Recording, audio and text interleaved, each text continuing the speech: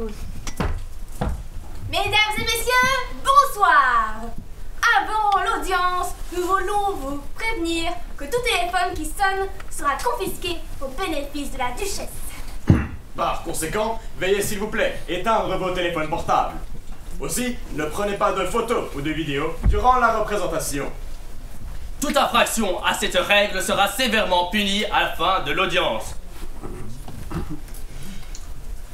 Bon spectacle!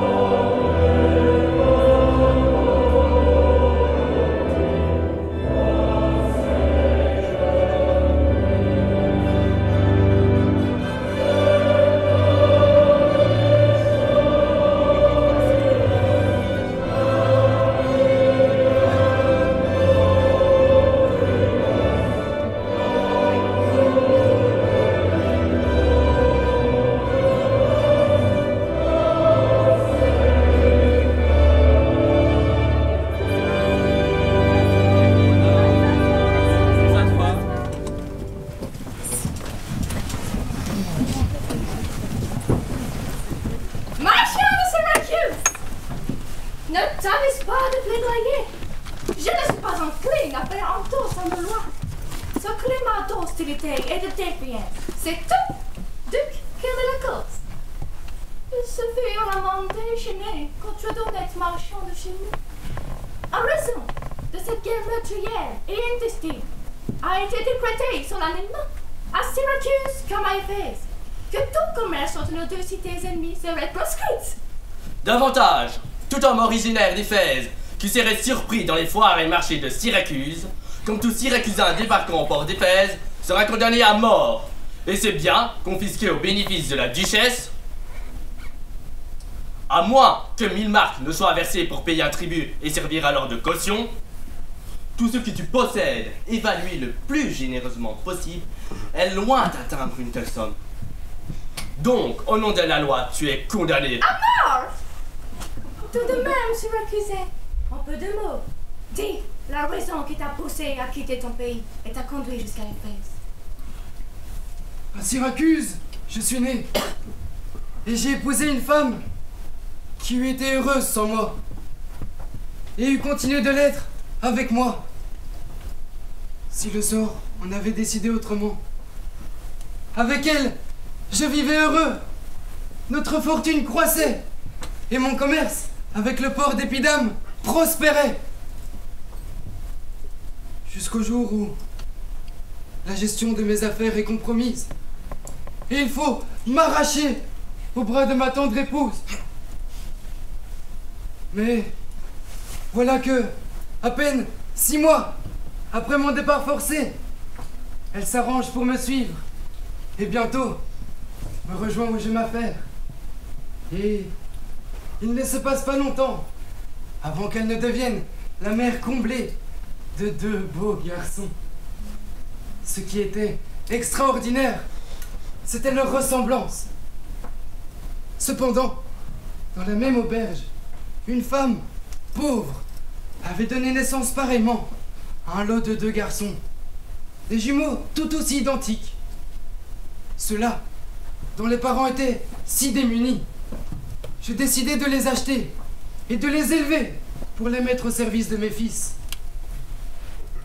Ma femme, un peu fière de ces 2 beaux garçons, me pressait tous les jours de hâter notre retour au pays.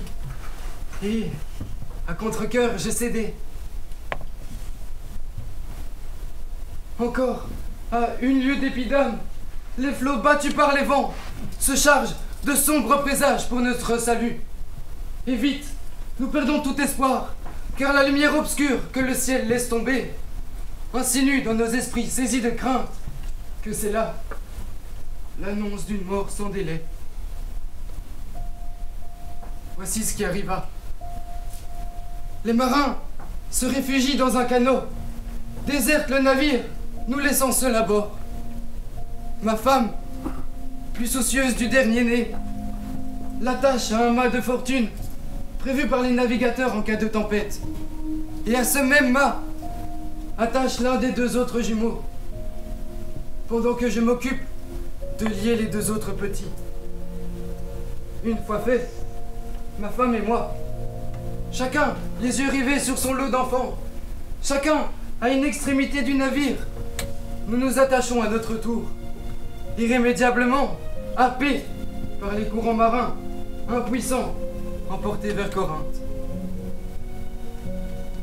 Puis, un énorme rocher surgit, sur lequel s'écrase la coque de notre rafio, qui se fend en 2 par le milieu, provoquant alors un injuste divorce.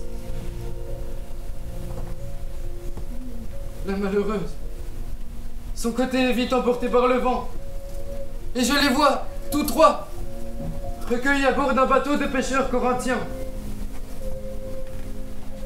Enfin, un autre bateau parvint à notre rescousse, et quand les gens de ce bateau apprennent qu'ils ont sauvé, ils veulent nous traiter avec le plus grand soin, et même rattraper les pêcheurs de Corinthe qui filent devant avec leur prise. Mais leur barque est trop lente, et ils mettent cap sur leur port. Vous venez d'entendre comment le bonheur m'a fut enlevé, et comment la malchance a fait que je survive. Malchanceux géant, que la destinée. Je me suis trompée.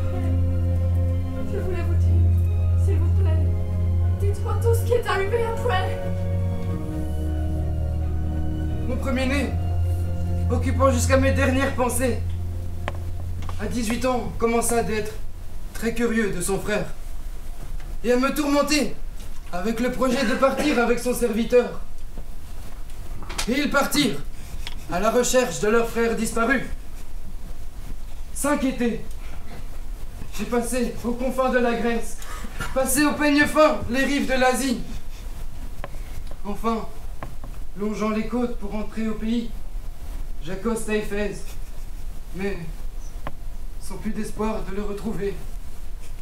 Malchanceux géant, que la destinée a choisi pour subir la plus extrême infortune. Écoute-moi. Eh bien, que tu sois condamné à mort et qu'aucun jugement prononcé ne pourrait être invalidé.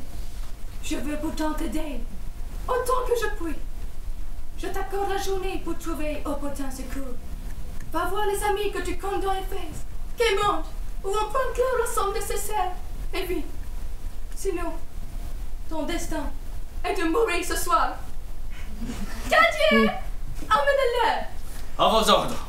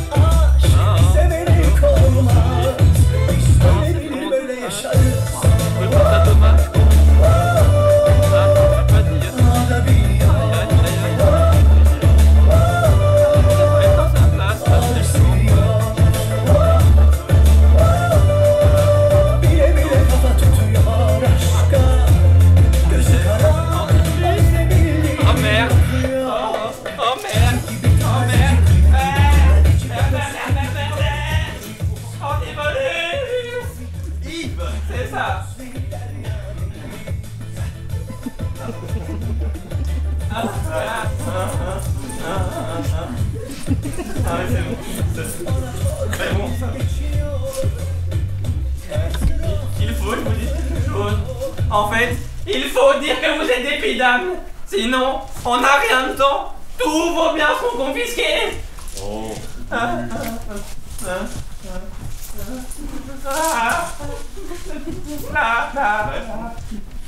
Voyez, aujourd'hui même, un marchand de Syracuse a été arrêté pour débarquer ici. Et il n'a pas l'argent pour acheter sa vie. Et sous le coup des lois d'ici, il va mourir avant que le soleil ne passe à l'ouest. C'est grave. Attendez. Là, non. Ah, voici l'argent que vous m'avez demandé, le gars. Eh, tiens, va porter ça au centaure. Nous nous logeons. Et Dromio, tu y restes jusqu'à ce que je te rejoigne. D'ici 1 heure, il sera l'heure de déjeuner. Pendant ce temps, j'irai observer les mœurs du coin, fouiner chez les commerçants, regarder les maisons. Puis je retournerai à la chambre dormir.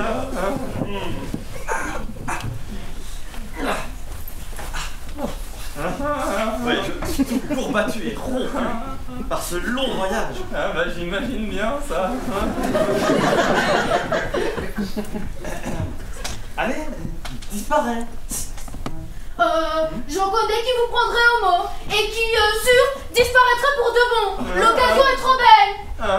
Voilà une honnête racaille, monsieur, qui souvent quand je suis usé par les tracasseries et la mélancolie, m'égaye l'humeur avec sa drôlerie. Sinon, ne voudrez-vous pas m'accompagner dans la ville et par la suite déjeuner avec moi à l'auberge? Malheureusement, des commerçants attendent ma visite avec qui je préfère de... Ah, c'est où, c'est là? De bons bénéfices. Vous m'excuserez, mais les affaires m'appellent. Je m'emmène. Alors adieu. Jusqu'à l'heure dite, je veux me perdre et errer à droite à gauche pour découvrir la ville. Bien du plaisir. Quand il faut lui. Ça veut,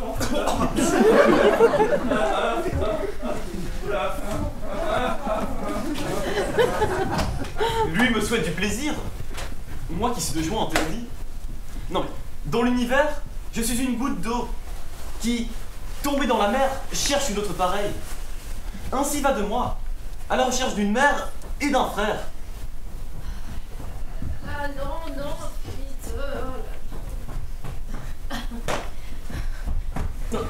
Toi, Dromio, comment se fait-il que tu sois revenu si vite? Si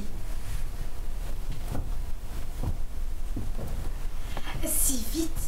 Dites plutôt que j'arrive trop tard. Le poulet a flambé et le cochon s'étiole sur la broche à rôtir. L'horloge a sonné 12 coups avec sa cloche. La patronne m'en a fait sonner un sur la joue avec sa main. Elle s'échauffe parce que la viande est froide. Et la viande est froide parce que vous n'êtes pas venu. Vous n'êtes pas venu parce que vous n'aviez plus faim. Et vous n'aviez plus faim parce que vous avez déjà mangé. Nous autres, qui savons ce que c'est de se priver et prier, sommes punis par votre faute. Je t'adore parole. Tu as plutôt me dire, je te prie, où est l'argent que je t'ai donné, hein? Oh, les 6 centimes que j'ai généreusement reçus mercredi passé pour payer la croupière de la patronne au cellier. Demandez donc au cellier, moi je n'ai rien gardé. Attention, je suis pas d'humeur à jouer aux devinettes, hein? Tu vas me dire, sans tirer en longueur, où est mon argent? Nous sommes étrangers ici, comment oses-tu abandonner ton poste? S'il vous plaît, monsieur, vous blaguerez à table. La patronne m'a envoyé vous chercher au galop et si je m'en reviens sans vous, elle me cassera les jambes. À cause de vous, c'est moi qui prendrai. Allons, Dromio, tes bouffonnets ne sont pas de saison. Tu vas me dire où est l'or que je t'ai confié, hein? Oh, mais à moi, mais vous m'avez jamais confié d'or. Allons, coquin, cesse de bouffonner. Comment tu t'es acquitté de ta tâche? Ma seule tâche était de venir vous chercher ici, sur la place du marché, et de vous ramener chez vous, au Phénix, à votre maison. À cause du déjeuner, votre femme et sa sœur vous attendent. Où sont les 1000 marques que je t'ai confiées? Les seules marques que j'ai, ce sont des coups de vous, sur la tête, et des coups de la patronne, sur les épaules. Des coups de la patronne? Mais quelle patronne as-tu donc, esclave? Votre épouse, monseigneur. La patronne, quoi, qui est présente au Phénix, et qui vous prie de bien vouloir enfin rentrer. Quoi? Tu as le fond de continuer à me servir, ton battre, alors que je t'ai ordonné d'arrêter? Tu t'abandonneras.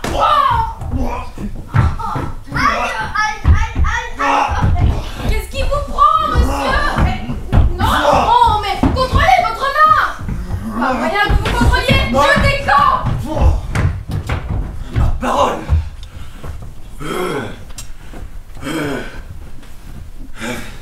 D'une manière ou d'une autre, le truand s'est fait soutirer tout mon argent.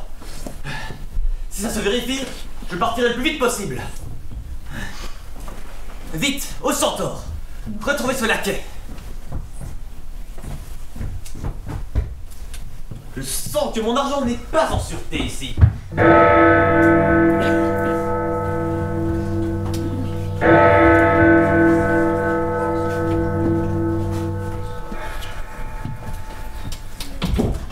Oh, Noisette. Oh. Tiffolus? Adriana. Excusez, c'est trop beau pour être un Tiffolus. Adriana. Oh, ça va, hein? Aucun mari en vue. Ni de laquais. J'avais envoyé en urgence l'un chercher l'autre. Et maintenant, il est 2 heures. Mais peut-être que quelques commerçants l'aura retenu. Et sur la place du marché, il se sera laissé inviter à déjeuner. Chère sœur, déjeunons sans plus nous énerver. Les hommes sont maîtres de leur liberté. Et pourquoi leur liberté serait plus grande que la nôtre? Ah, ça, c'est parce qu'ils s'affairent toujours dehors. Mais écoute, quand je fais pareil, il n'est pas content. Mais enfin, il te tient en bride, n'est-ce pas? Il n'y a que les ânes pour se laisser brider. Ah, mais la liberté à tout prix n'attire qu'un malheur. Sous le regard de Dieu, toute créature sur terre, mer, air, se soumettent toutes les bêtes, les poissons, même les oiseaux qui volent, sont soumis à l'autorité des mâles qui les commande et les contrôle. Oui, bien sûr. C'est à cause de cet esclavage que tu ne te maries pas. Non, c'est à cause des patrons du mariage. Mais avec le mariage, tu aurais plus d'influence. Avant d'aimer, c'est à obéir que je m'entraînerai. Et quoi? Si ton mari commence à courir ailleurs? Eh bien, jusqu'à son retour, à la maison, je patienterai. Facile d'être résigné en l'air. Toi qui n'as aucun méchant compagnon pour te faire souffrir. Tu imagines que cette patience stérile pourrait me soulager? Mais le jour où tes exigences légitimes seront bafouées, envoler ta patience imbécile. Juste pour voir, un jour je me marierai.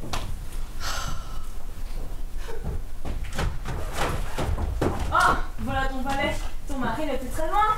Alors, je peux enfin mettre la main sur ton traîneur de maître. Non, mais lui m'a mis les 2 mains dessus. Et mes oreilles s'en souviendront. Mais quoi? Lui as-tu parlé? T'a-t-il signifié ses intentions? À moi, mais oui! À mes oreilles, ils sont ouverts avec force. Mais au but, je te prie de me dire s'il rentre à la maison. Quand je lui ai demandé de rentrer déjeuner, il s'est mis à me demander 1000 marques en or. C'est l'heure du déjeuner, je lui dis. Et mon or, il dit. Votre repas est brûlé, je lui dis. Mon or, il dit. Rentrerez-vous chez vous, je lui dis. Mon or, il dit. Où sont les 1000 marques que je t'ai confiées, truand? Le cochon, je lui dis, est brûlé.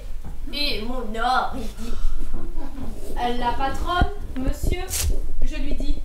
Il me dit qu'elle aille se faire pendre, ta patronne. Je ne la connais pas, ta patronne. Au diable, ta patronne. Qui dit ça? Le patron qui dit ça. Je connais ni maison, ni femme qui me dit, ni patronne. Retourne l'esclave et ramène-le. Bon, y retourner, revenir pour les 2 coups. Encore, envoyer quelqu'un d'autre. Retourne, paysan.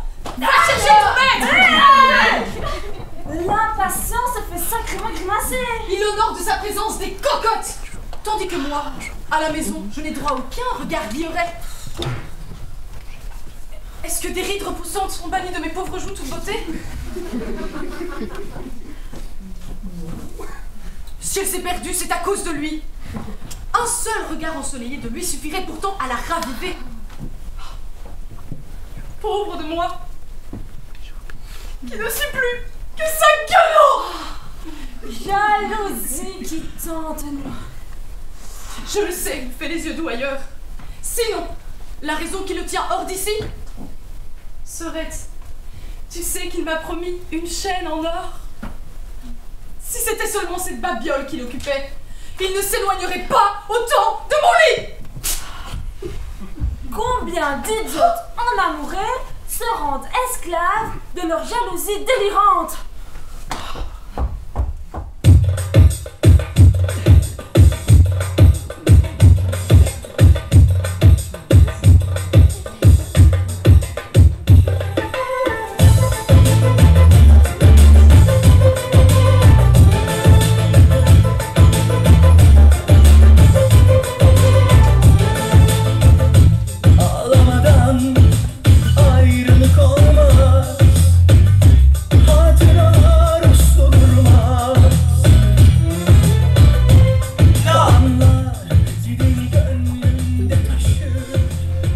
L'or que j'ai remis à Dromio est en sûreté au Centaure.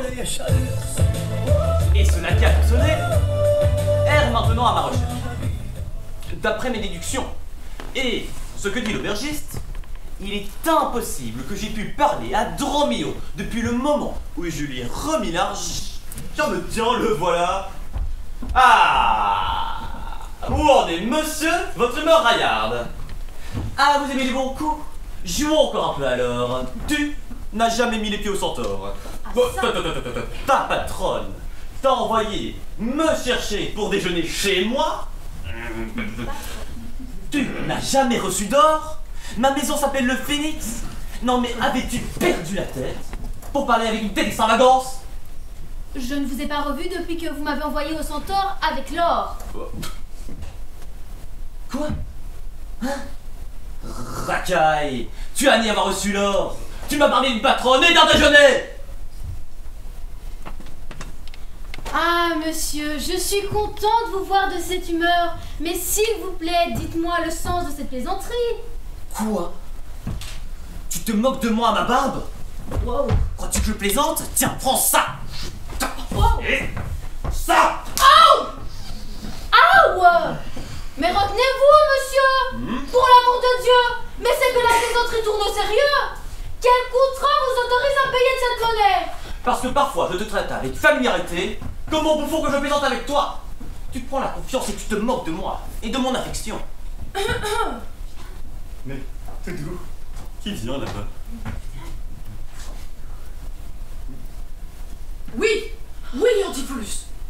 Va, prends cet air étranger et renfrogné. Et à une autre, réserve tes douceurs. C'en est fini. Je ne suis plus ni Adriana, ni ta femme. C'est à moi que vous adressez, ma belle dame? Je ne vous connais pas. Je suis Éphèse depuis seulement quelques heures. Ah, ça? Bon frère, qu'est-ce que tu racontes? As-tu jamais traité comme cela ma sœur? Elle t'a envoyé chercher par Dromio pour la déjeuner. Par Dromio? Par moi. Par toi. Et voilà ce que tu m'as rapporté. Lui t'a rossé. Et pendant qu'il te donnait des coups, il n'y a que ma maison était la sienne et que moi, sa femme. Vous êtes-vous entretenu, monsieur, avec cette dame? Quel est le sens de vos manigances? Je ne l'ai jamais vu avant cet instant. Bon, alors tu mens! Ces mots, ces mêmes mots exactement! Tu me les as dit ici même! Mais je n'ai jamais parlé à cette femme de ma vie. Alors comment se fait-il qu'elle nous appelle par nos noms? Peut-être possède-t-elle un troisième œil? Comme cela te va mal. À toi si sérieux de faire des singeries avec ton laquais. Pour, contre moi, l'inciter à me contredire. Déjà tu m'as fait l'affront de me faire faux bon. J'endure mal, en plus, que tu te moques de moi. C'est à moi qu'elle parle? Quoi? Me suis-je marié? Avec elle? Dans un de mes discours? Non. Dans un de mes rêves? Ou alors maintenant, je dors et j'imagine tout ce qui se passe. Quelle erreur gouverne nos yeux et nos oreilles? Jusqu'à être sûr d'une chose incertaine, je vais jouer le jeu de cette mascarade. Dromio, va dire à Aude, la cuisinière, de mettre le couvert. Oh malheur, on est dans un conte de fées. Qu'as-tu à grommeler dans ta barbe sans répondre? Oh, allez, suffit. Cessons ces idioties. Toi, tu viens déjeuner. Dromio en faction à la porte. Hushbent, je déjeunerai avec toi à l'étage. Et tu me confesseras tes 1000 petites frasques. Quant à toi, raillard, si quelqu'un demande après ton maître, tu dis qu'il déjeune ailleurs Et tu ne laisses nul entrer. Allez, viens, Serette. Suis-je sur Terre? Au paradis ou en enfer? Je dors ou je veille? Je suis fou ou complètement sans esprit? Patron, je vais vraiment jouer au portier? Et comment? Ne laisse personne entrer, sinon je te romps la tête.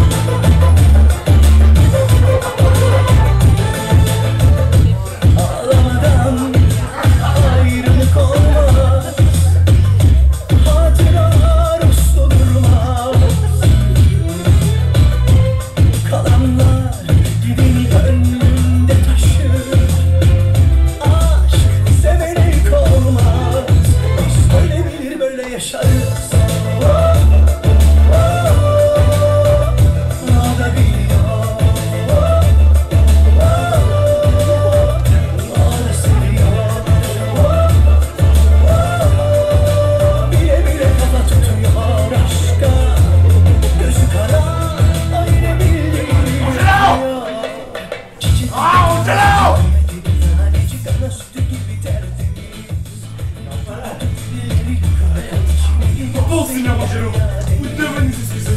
Ma femme me querelle que je ne rentre pas à l'heure à la maison. Il lui faut dire que je me suis attardé dans votre boutique pour voir lui façonner la chaîne en or que je lui veux offrir. Et que demain, vous lui apporterez.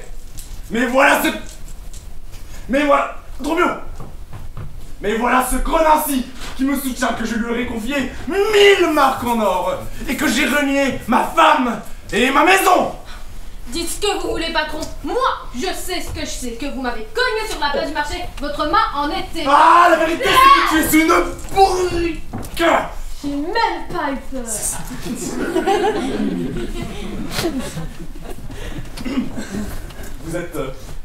Vous êtes sombre, Signor Balthazar. Dieu fasse que notre bonne chère soit à la hauteur de mes attentes et vous gratifie du meilleur accueil ici. Eh bien, je tiens votre bonne chère pour rien face à votre cher accueil. Oh, mais carrément pas, Signor Balthazar. Une table accueillante ne remplace pas une bonne cuisine. Oui, mais faire bonne chère, mon bon monsieur, est si commun. Tout grossier personnage peut s'en vanter. Et faire des discours de bienvenue est encore plus commun. Rien que des mots. Cher, modeste et noble accueil sont les festins les plus joyeux. C'est ça. Quand l'hôte est radin et l'invité encore plus mesquin. Bien que les plats soient simples, soyez aimables. Faites-leur bon accueil. Oui, sans doute peut-on trouver meilleure chair ailleurs, mais pas offerte, avec meilleur cœur.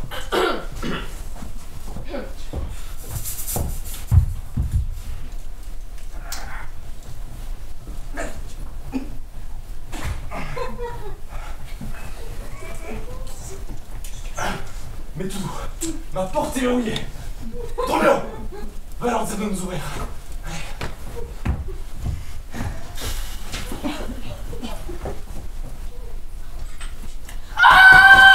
Le patron est un enfant! D'où il tient si je ne veux pas attraper mon pied? Mais qui parle là? Ah, ouvrez! Je vous dirai quand et vous me direz pourquoi! Pourquoi? Mais pour mon déjeuner, je n'ai pas encore déjeuné aujourd'hui. Bah pas possible aujourd'hui, revenez quand ce sera possible! Mais qui es-tu? Toi qui me retiens hors de ma maison? Un portier d'occasion, monsieur, je m'appelle Dromio. Oh le canaille! Il me vole mon rôle et mon nom! Ah, c'est quoi tout ce foin, Dromio? Laissez pas trop entrer, ma petite coccinelle. Ah, voyons qu'il est en retard, ton patron! Cru! Laisse-moi entrer! Oh, que l'honneur! Patron sans pitié, martelé! Il martèle à s'écorcher les mains! Ah, tu t'en repentiras, mégère, si je ferme la porte! Pourquoi tout ce foin? Tu vas être mis au fer! Mais enfin, qui était à la porte? Quel est tout ce bruit? À ce que je vois, ici, il n'y a ni bonne chair, ni bon accueil. Nous aurions certes apprécié l'un ou l'autre. Discutant pour savoir quoi valait mieux, nous partirons sans goûter ni à l'un, ni à l'autre. Bon, apporte-moi quelque chose, je vais quitter la porte! Oh!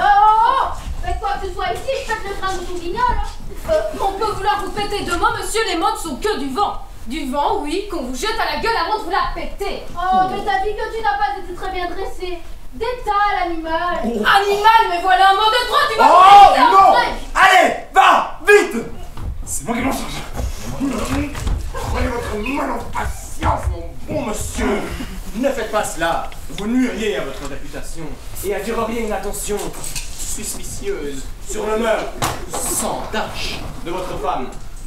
N'en doutez pas. Ça va expliquer pourquoi maintenant sa porte se dresse contre vous. Écoutez mon conseil. Quittons ces lieux posément et allons déchirer les tigres. Vous gagnez. Je quitte les lieux dans le calme. Voilà. Si je ne suis pas gay, j'ai bien l'intention de l'être. Je pense à une certaine gaillarde, à la conversation relevée. Jolie et piquante, farouche, mais bien douce aussi. Ouais, allons déjeuner chez elle. À cause de cette dame dont je vous parle, ma femme, sans aucun fondement, je vous assure, m'a souvent cherché des noises. Ouais, allons déjeuner chez elle. Vous, repassez par chez vous pour prendre un chine en or et apportez-la moi au porc qui pique. C'est là, cette chaîne, je vais l'offrir à notre hôtesse uniquement pour faire enrager ma femme. Je vous retrouverai au lieu dans 1 heure. Oui.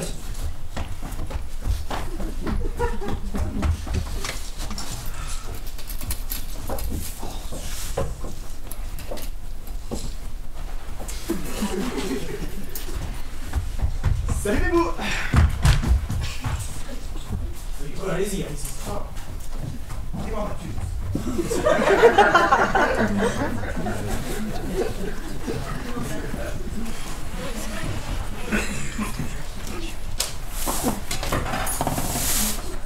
Eh, mon petit canard. T'as l'air tendu. Bonjour. Tu veux que je te détende? Non.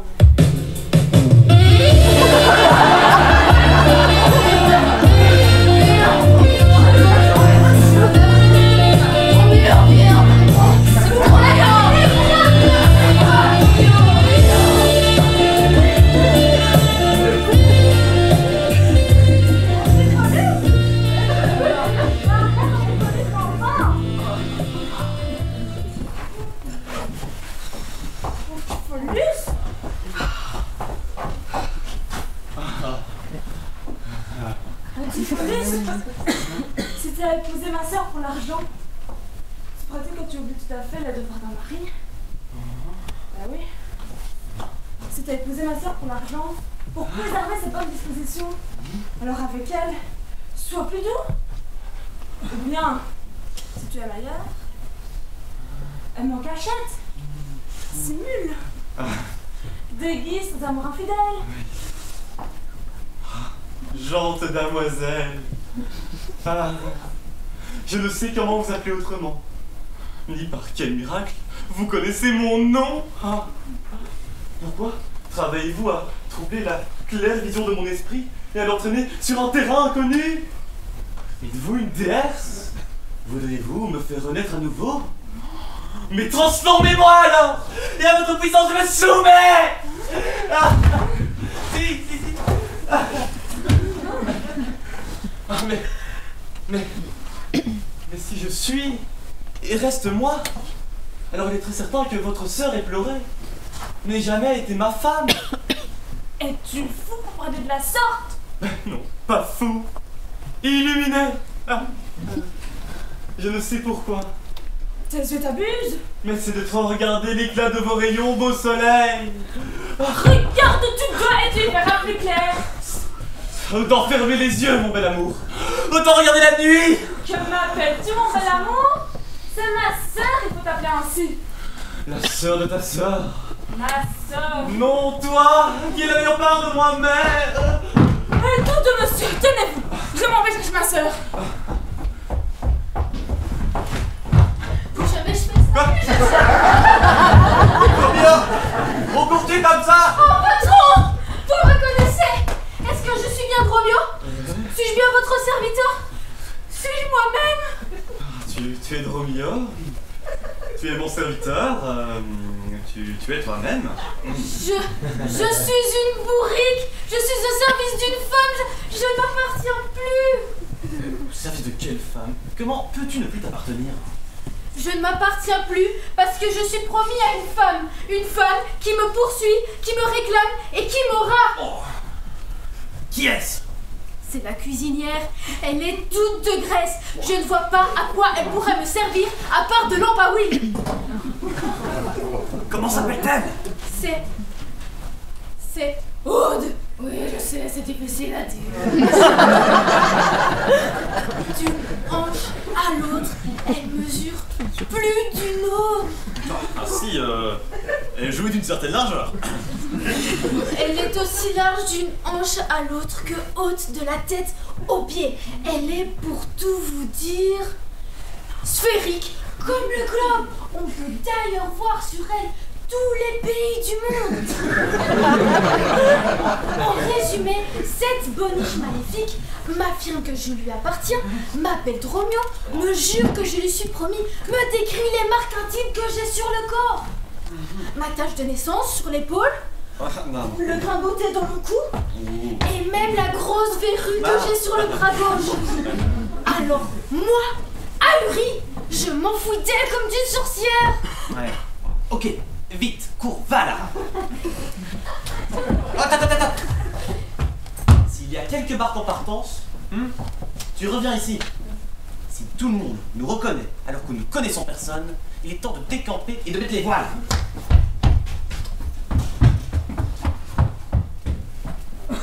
Il n'y a que des ensorceleuses qui vivent ici. Il est grand temps pour moi d'être ailleurs. Celle qui m'appelle son mari, toute mon âme abhorre l'idée qu'elle puisse être ma femme. Oh mais, sa sœur, si belle, est animée d'une grâce si aimable que j'ai bien failli me trahir moi-même. Pour éviter de me faire du mal, je vais fermer mes oreilles au chant de la sirène. Seigneur Antiphilus! Seigneur Antiphilus! Seigneur Antiphilus! Oui, c'est mon nom. Je sais bien, monsieur. Voilà la chaîne. Attendez.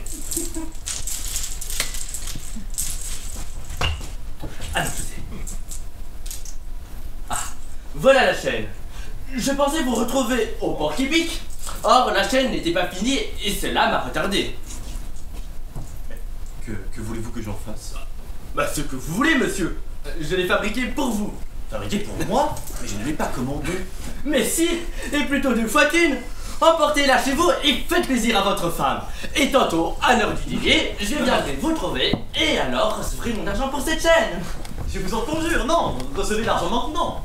De peur que vous ne revoyez jamais ni chaîne ni argent. Vous êtes de bien bonne humeur, monsieur. Bonne continuation. Que penserais-je de cela? Je ne sais pas. Mais je pense à ceci. Aucun homme n'est si orgueilleux au point de refuser une chaîne si gracieusement offerte. Je vois qu'ici, personne n'a besoin de travailler pour vivre, puisque dans la rue, on distribue des cadeaux en or. Je m'en vais retrouver ce laquais, qu'un bateau parte, et hop, nous sommes à son bord.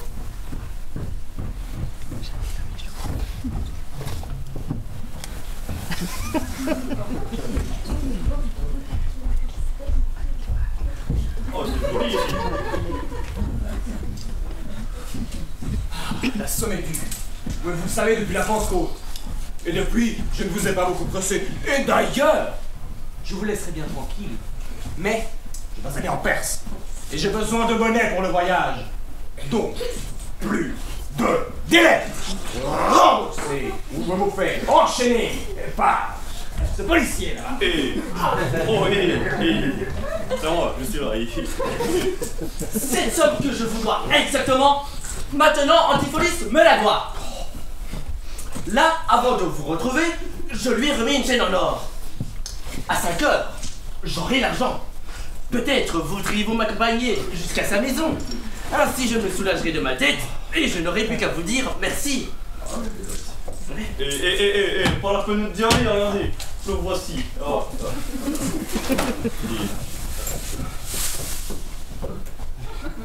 Pendant que je me rangeais l'orfèvre, va m'acheter un bout de corde. Je m'en vais m'en servir sur ma femme et ses conjurés pour la raison qu'ils m'ont enfermé dehors toute la journée.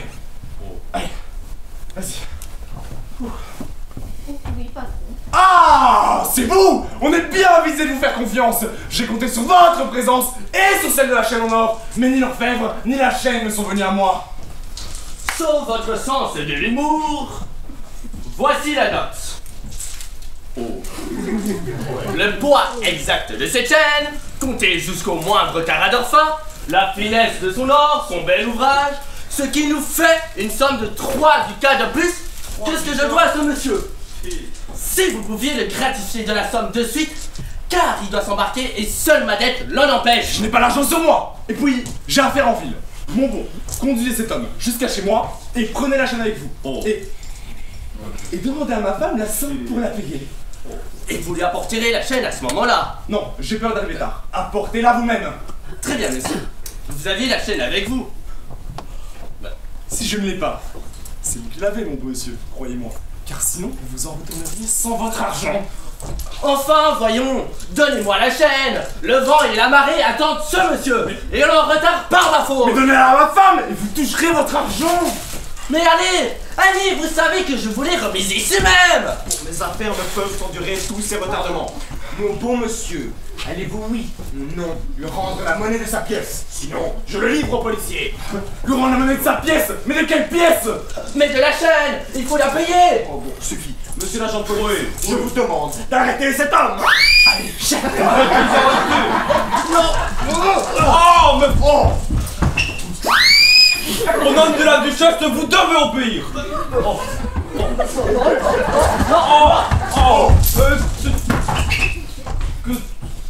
Ma réputation est fichue. Ou bien vous consentez à payer la somme à ma place, ou bien c'est vous que ce policier va enchaîner. Je consentirai à payer quelque chose que je n'ai jamais reçu. Essaye de m'arrêter pour voir cette chose. Abruti. Oh!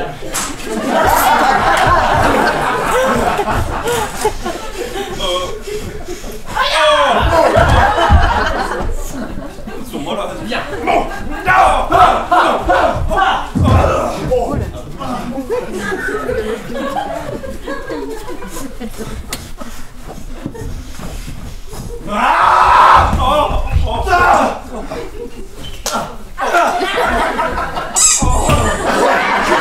Votre salaire, monsieur l'agent. Arrêtez-le. Monsieur, vous êtes état d'arrestation.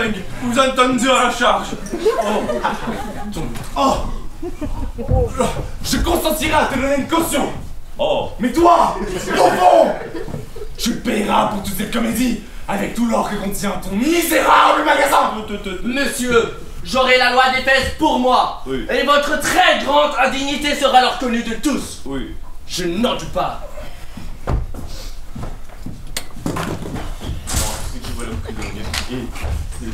Patron! Wow! Ah! Y a un bateau des Vidal à quai qui attend que son propriétaire remonte à bord pour mettre les voiles. Notre pactage y est embarqué par mes soins. Il ne manque plus à bord que le propriétaire et vous-même, patron. Quoi? Un fou? Quoi? Pétard, quel bateau d'épisode, bateau? Oui. Vous m'avez envoyé chercher un bateau en partant, c'est payer notre embarquement. Et pas d'aviné! Je t'ai envoyé acheter un bout de corde. Je te dis pour qui? Hey, pourquoi? Vous m'aurez bientôt hissé jusqu'à la corde. Vous m'avez envoyé au port à la recherche d'un bateau levant l'ancre. Ah, j'examinerai cette affaire plus en détail plus tard. Et j'apprendrai à tes oreilles à mieux m'écouter. Tiens. Maintenant, racaille, cours trouver Adriana. Dis-lui que dans le bureau, caché, derrière la tapisserie, elle trouvera une bourse pleine de ducats. Qu'elle me l'envoie. Dis-lui que j'ai été arrêté au milieu de la rue et que la bourse me servira de caution. Oh! Emmenez-moi donc en prison, monsieur l'agent. Oh, voilà. Un bon direction la prison, Guy.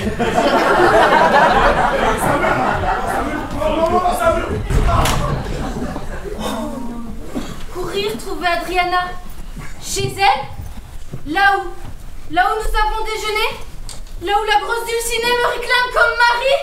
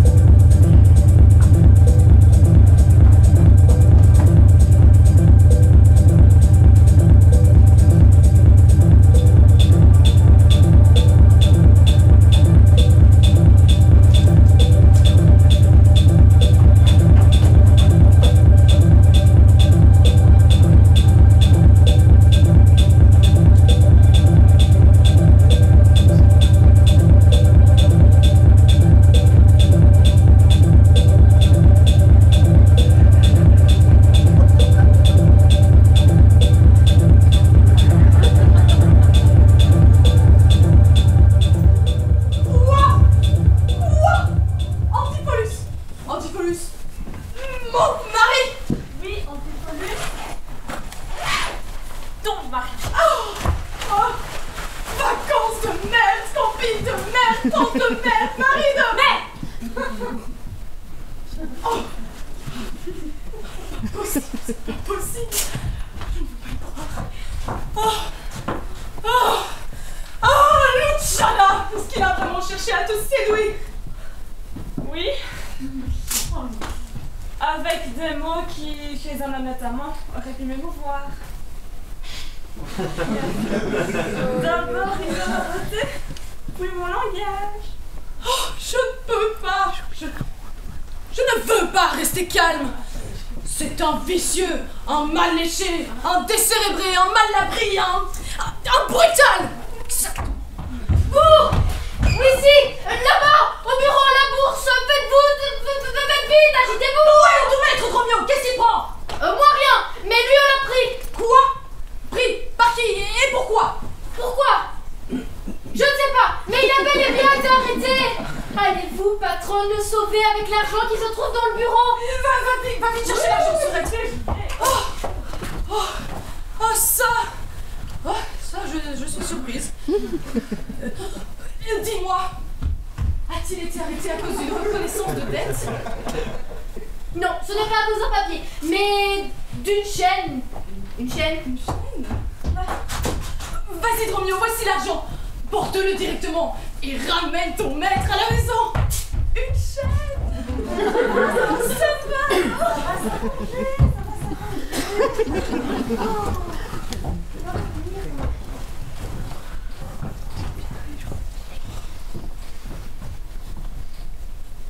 Pas un être humain que je ne rencontre qui ne me salue. Comme si j'étais un ami de longue date. Tout le monde m'appelle par mon nom. Certains m'invitent, certains me donnent de l'argent, certains me remercient de ma générosité, certains me proposent même de belles choses à acheter. Voilà l'argent que vous m'avez envoyé chercher. Quoi? Vous avez trouvé à débarrasser de l'officier? Qu'est-ce que c'est que cet argent? Tu peux parler d'un officier de police? Oui. Un officier qui s'assure que tout homme qui ne paye pas sa caution en réponde. Bon, monsieur, pour l'heure, gardez pour vous vos bouffonneries. Y a-t-il un bateau qui les vlog ce soir? Va-t-on partir? Ah ça, monsieur, je suis venue vous dire il y a 1 heure que l'expédition levait l'ancre ce soir. Mais alors l'officier vous mit la main au collet et vous enferma sans attendre. Et voilà les anges que vous m'avez envoyés chercher pour vous délivrer. Mais le bonhomme est devenu fou! Et moi aussi! Quel fait d'exprès, monsieur Antipolis. Je vois, monsieur, que vous allez trouver l'enfer. Est-ce là la chaîne que vous m'avez promise aujourd'hui? Recule, Satan! Je t'en conjure! Ne me soumets pas à la tentation! Patron, est-ce que cette femme est Satan? Elle est le diable! Vous êtes tous de d'excellente humeur. Me suivrez-vous? Nous finirons de déjeuner. Non, recule, démonesse! Pourquoi me plantes-tu d'un déjeuner? Tu es une sorcière! Comme vous tous ici! Satan! Va-t'en, disparais! Je t'en conjure! Rends-moi la bague que je t'ai donnée pendant le déjeuner. Ou en échange de mon diamant, donne-moi la chaîne que tu m'as promise. Et je disparaîtrai sans plus t'importuner. Patron, si vous la lui donnez, le démon se délivra de ses chaînes et nous épouvantera! Je vous le demande, monsieur. Ma bague ou la chaîne en or? J'espère que vous ne pensez pas à m'escroquer. Décampe, sorcière! Viens, Romeo! Sauvons-nous! Maintenant, plus de doute, Antifolus est fou. Jamais sinon il ne se conduirait comme cela. La bague qu'il a de moi vaut 40 ducats. Et en échange, il m'a promis une chaîne en or. Et maintenant, il me refuse l'une et l'autre. La raison de croire qu'il est fou, en plus de l'avoir vu en l'instant si enragé, c'est de l'avoir entendu raconter au déjeuner cette histoire insensée qu'il n'a pas pu rentrer chez lui car il a trouvé sa porte verrouillée. Peut-être Sa femme, familière de ses accès de folie, s'est volontairement barricadée pour lui barrer le passage. À l'instant même, je cours chez lui pour avertir sa femme que lui, devenu fou, s'est rué dans ma maison et m'a arraché ma bague. Je ne vois que cette solution, car rendre du cas, ça ne s'abandonne pas comme ça. C'est les impôts qu'on paye.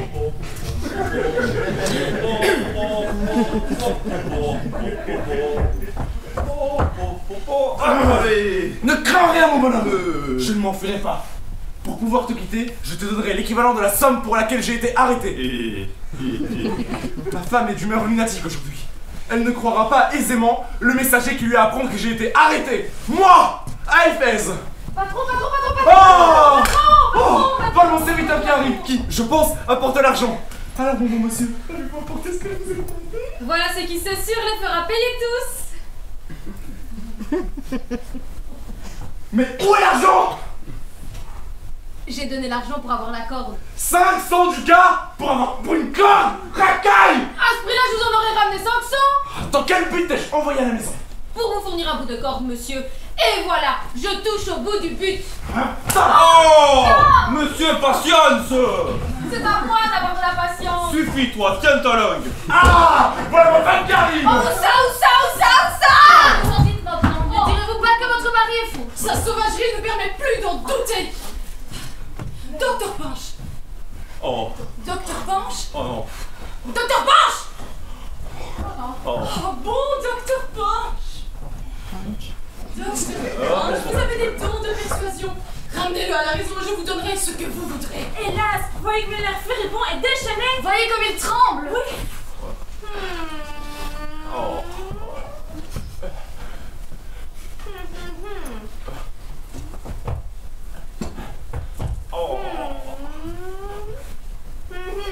Oh.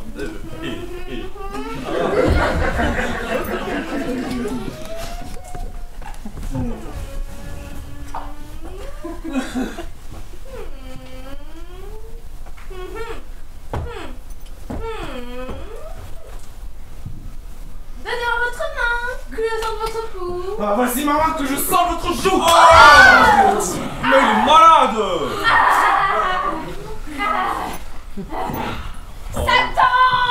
Il a pris possession de cet homme. De Jordan. Sors de cet homme. De mes mains, prière. Viens des ténèbres, retourne sur le champ. Je conjure par tous les arts du ciel. La paix, je suis ma peau. Puisses-tu ne pas être devenu pauvre âme perdue. Toi, garce, source de clients. Est-ce que ce comparse à la face sacrée avant que t'aies et que la jette en ma maison pendant que moi, criminellement, j'ai trouvé porte close. Racaille, hypocrite. Tu mens doublement. Oh, bouleux hypocrite, tu mens sur toute la ligne. Mais avec ces ongles, je vais t'arracher ses yeux de très près. Oh, messieurs, dames, lâchez prise, Ça serait lâchez pire. prise. Il est mon prisonnier. Et vous, L'esprit démoniaque qui nous faisait des puissants. il est mon prisonnier. Et vous, n'y toucherez pas. Les gars, ton serviteur, il est aussi poigné.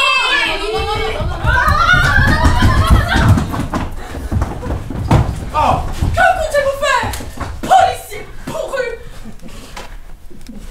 Prenez-vous plaisir à voir un malheureux outragé et se nuire à lui-même? Il est mon prisonnier. Et je le libère, c'est à moi qu'on demandera compte de sa dette.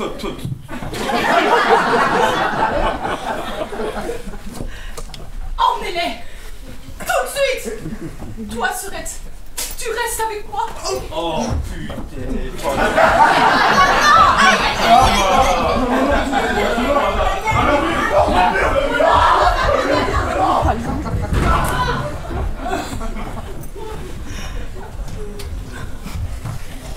Je suis désolé, monsieur, de vous avoir retardé. Mais je le redis, je lui remis la chaîne en or et lui, très malhonnêtement, il le nie. et comment est-il apprécié ici, hein, dans sa ville, hein? Il jouit d'une excellente réputation. S'il me l'avait demandé, je lui aurais prêté toute ma fortune. À d'autres, hein? Parlez bas. Je crois que c'est lui là-bas qui s'avance. Oui, c'est lui. Et avec la chaîne en or autour du cou. Bien qu'abominablement il se soit défendu de l'avoir reçu. Mon bon monsieur, restez près de moi, je vais lui parler. Allez. Seigneur Antipholus, je suis stupéfait que vous m'ayez mis dans cette situation embarrassante et indigne, et qui n'est pas sans conséquence sur votre réputation. Quand vous avez osé nier avec fort serment avoir jamais reçu cette chaîne que vous arborez maintenant au grand jour, non content d'être accusé de vous conduire honteusement, d'être jeté en prison, vous faites en plus du tort à mon ami honnête qui, s'il n'y avait pas eu notre différend, aurait levé l'ancre et baudu aujourd'hui. Nierez-vous maintenant que cette chaîne, je vous l'ai bien remise? Je ne l'ai jamais nié. Mais si vous l'avez nié, vous êtes un parjure. Qui m'a entendu le nier et me parjurer? Mais ces oreilles-ci, tu le sais, toi entendu. La peste sur le toit. Scélérat, j'ai pitié que tu respires la même air que les honnêtes gens. Mais vous êtes infâme de m'accuser ainsi. Je défendrai mon honneur et mon honnêteté contre ce que tu dis. Si tu oses te battre. Oh, mais Charles, mais je te mets au défi. Infâme toi-même. Ouais. Arrêtez, vous la faute de Dieu, il faut ne faites pas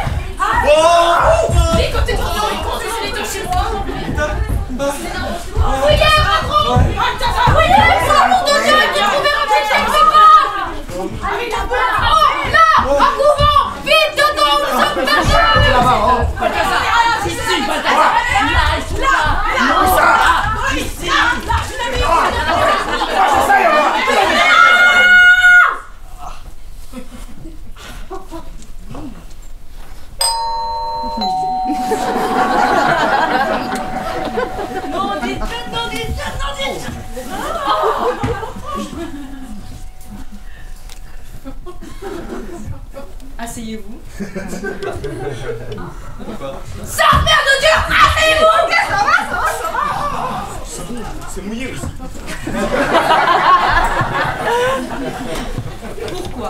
Pourquoi vous trouvez-vous tous ici? Pour attraper mon pauvre mari devenu fou. Laissez-nous entrer, l'attacher vite, l'emmener à la maison et le soigner. Je me doutais qu'il n'avait pas toute sa tête. Je suis navré maintenant d'avoir voulu me battre contre lui. Et moi de même. Depuis combien de temps cet homme a-t-il perdu l'esprit? Cette semaine, il était sombre, amer, triste, très différent de ce qu'il est de coutume. Mais jamais, jusqu'à cet après-midi, son humeur n'avait atteint cette extrémité de fureur. Vient-il de perdre goût dans une affaire qu'elle sombrée? Non. Ou bien d'enterrer un ami cher? Non. Ah, peut-être que ses yeux entraînaient son esprit sur la pente d'un amour illégitime. Alors, duquel de ces mots notre homme est-il affligé? D'aucun. Sauf peut-être le dernier. Je veux dire, quelque amour l'éloigne souvent de la maison. Mais vous aurez dû le réprimander. Ah ça, c'est ce que j'ai fait. Ah, mais certainement pas assez durement. Aussi durement que ma retenue le permet. En privé peut-être. Oh, mais en public aussi. Ah, mais pas assez. C'est le thème de toutes nos discussions. Jamais il ne dort la nuit tellement je le presse. Jamais il ne mange à table tellement je le presse. Ah, mais voilà comment notre homme est devenu fou. Les clameurs virulentes d'une femme jalouse empoisonnent plus mortellement qu'une dent de chien enragé. Il semble que tes gyréniades ont obstrué son sommeil. De là, bien qu'il a perdu le sens. Tu dis bien que tu relevais ces repas de tes paroles salées? Repas troublés qu'aux indigestions, d'où ces assauts de fièvre dévorante. Car qu'est-ce que la fièvre, sinon un accès de folie? Tu dis que c'est loisir, raisonner de tes harangues, mais sans nous agréments. Mais quelle humeur finit par dominer, sinon la grogne mélancolique? Bien manger, se divertir et se reposer sont choses vitales. Y porter atteinte rend fou l'homme comme la bête. En somme, tes crises de jalousie ont affolé ton mari, jusqu'à le priver de ses sens. Mais elle est modérée dans sa récrimination. alors que lui est grossier, brutal et incivil. Comment supportes-tu ce réquisitoire sans répliquer? Elle me force à voir que j'ai des choses à me reprocher. Mes amis, entrez et emparez-vous de lui. Non, non, non, non, non. Pas Anne qui dit n'entrera chez moi. Alors demandez à quelqu'un de faire sortir mon mari. Mais n'y comptez pas plus, il s'est réfugié dans un sanctuaire et c'est là le seul entre vos mains. Le temps que je lui fasse retrouver l'essence, enfin que j'essaie du moins, même en vain. Je ne déléguerai personne que moi. Laissez-moi le ramener à la maison. Il faut que tu sois patiente, car je ne le laisserai pas partir avant d'avoir essayé sur lui ma méthode bien éprouvée. Mes sirops, mes calmants et mes saintes prières lui rendront corps humaine. J'y suis obligée par les vœux que j'ai prononcés. Je ne partirai pas d'ici et ne vous laisserai pas mon mari. Il me semble malvenu de la part d'une sainte femme de séparer le mari de la femme. Silence. Quitte les lieux, tu ne l'auras pas. Va te plaindre à la duchesse Avani. Tu as raison. Oui. Je tomberai prostrée à ses pieds et ne me relèverai qu'une fois que mes larmes et mes supplications l'auront fait venir ici même pour arracher mon mari des mains de l'abbesse. On y va. Oui. Attendez!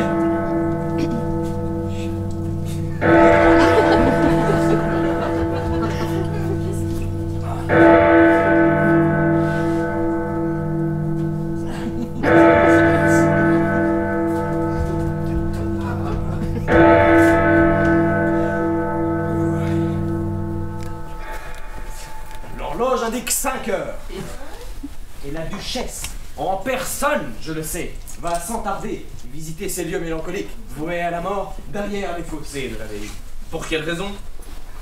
Eh bien, en sa présence, un digne marchand de Syracuse qui a foulé imprudemment notre île, enfreignant par là nos lois et nos statuts, doit être ici, publiquement décapité. Nous allons assister à sa mort?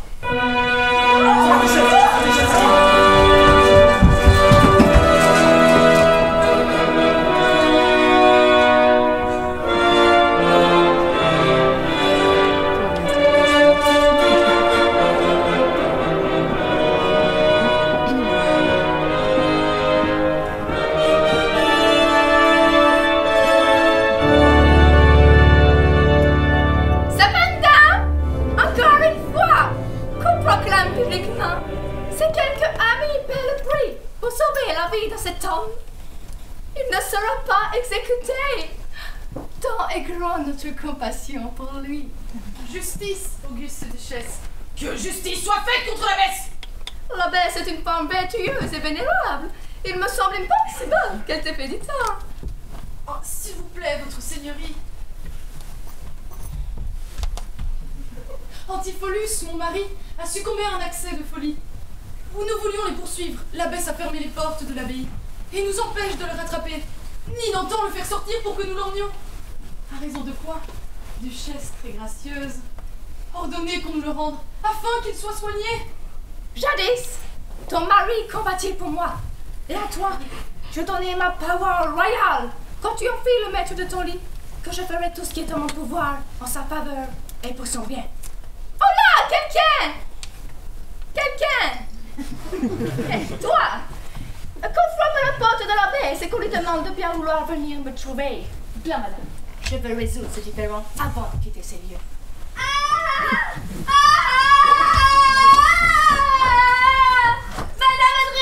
Madame Adriana!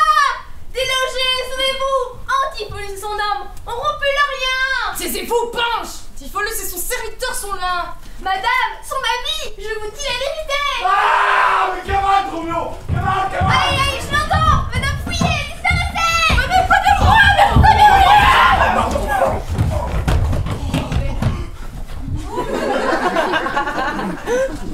Oh, malheur à moi! C'est mon mari? Vous êtes tous témoins, il s'est déplacé de manière invisible. À l'instant devant nous. Il s'est réfugié dans l'abbaye. Et maintenant il est là. Ça dépasse l'entendement humain. Justice, gracieuse duchesse! Rends-moi justice! Au nom du service que je te rendis jadis!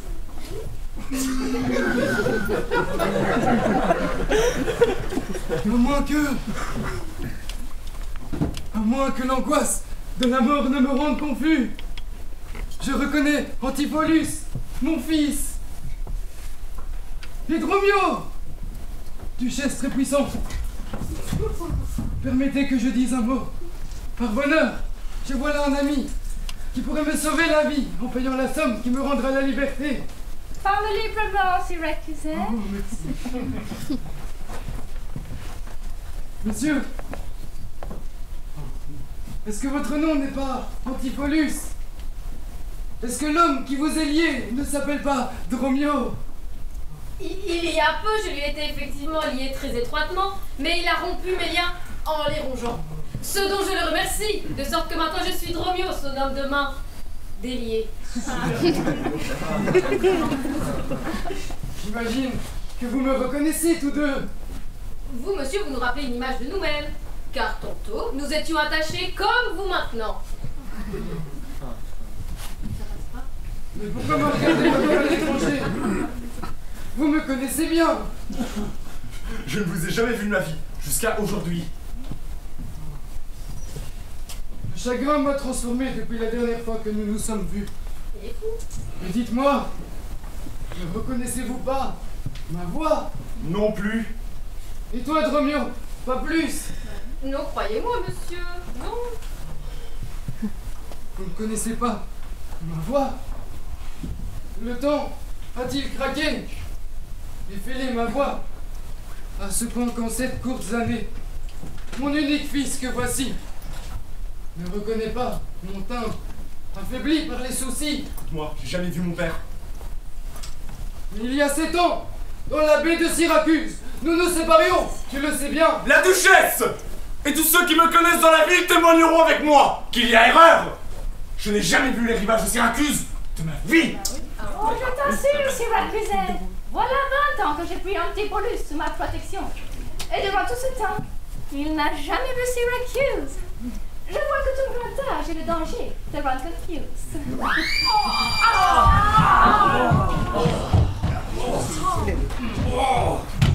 Oh, Trono! Antipholus!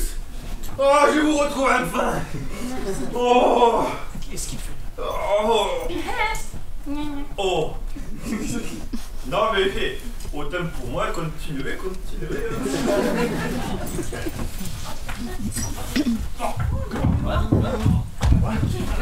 Mais.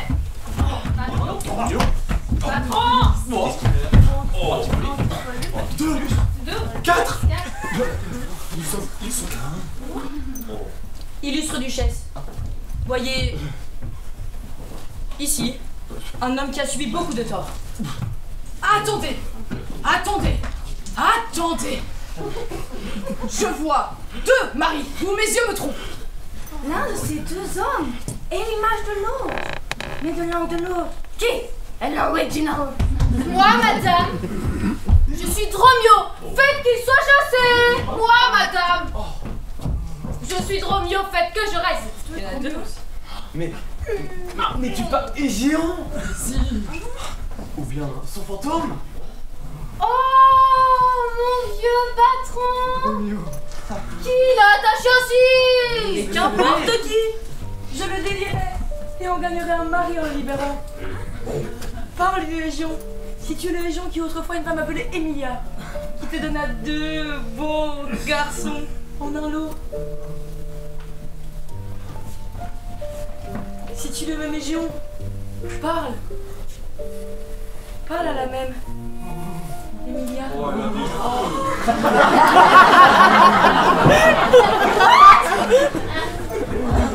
C'est bien là le début de l'histoire qu'il a racontée ce matin. C'est un Antipholus. C'est aussi pareil. C'est un Dromio qui l'a vaincu. Et le récit de son naufrage à elle. Ce sont les parents de ces 2 enfants qui, par accident, seraient tués. Si je ne rêve pas, tu es Emilia. Si tu es bien elle, dis-moi où est ce fils qui a été emporté avec toi sur ce radeau fatal? Par des hommes d'Épidame. Lui et moi et le jumeau Dromio ont été recueillis. Mais après, de rudes marins de Corinthe leur ont arraché par force Dromio et mon fils, me laissant seul avec ceux d'Épidame. Ce qu'ils sont devenus? Je ne sais pas. Moi, voyou la fortune m'a conduite. Antipolis! Tu es d'abord venu de Corinthe, non? Non, à moi, madame. Moi, je suis venu de Syracuse. Je ne comprends rien. C'est moi qui suis venu de Corinthe, très gracieuse duchesse. Lequel de vous deux a déjeuné avec moi aujourd'hui? Ça, c'est moi, gentille dame. N'es-tu pas mon mari? Je dois dire que non. Je confirme. Voilà la chaîne que je vous ai remise, monsieur. Je ne le nie pas. Et vous, à cause de cette chaîne, vous m'avez fait arrêter. Je ne le nie pas non plus. Je vous ai fait porter l'argent de votre caution, patron mio. Mais je crois bien qu'il ne l'a pas apporté. Ah non, en effet. Non mais, madame, voyez cette bourse pleine de ducats? Je l'ai reçue de vous. Dromio me l'a remise. Je donne ces ducats en gage pour mon père. Tenez. Non, ce ne sera pas nécessaire. Ton père a la vie sauve.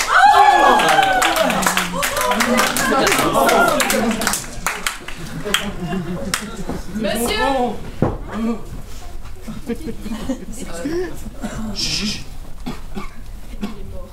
je dois récupérer mon diamant. Tiens, voilà. Et grand merci pour l'accueil.